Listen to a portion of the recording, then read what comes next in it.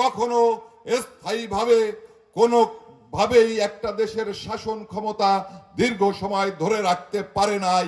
এই সরকারের উপদেষ্টাদের দিকে আপনারা তাকিয়ে দেখেছেন, তাদের ব্যক্তিগত চরিত্র সম্পর্কে আপনারা জানেন।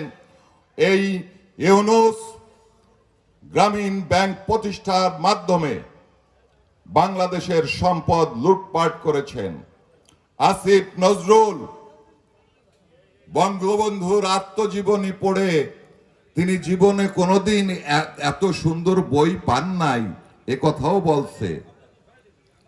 তিনি ধীরে ধীরে তার ছাত্রী থেকে শুরু করে সহকর্মীরা এমন কেউ নাই যারা তার সহচর্যে এসেছে যাদেরকে তিনি ধর্ষণ করেন নাই। আজকে এই আসিফের মতো, ইউনূসের মতো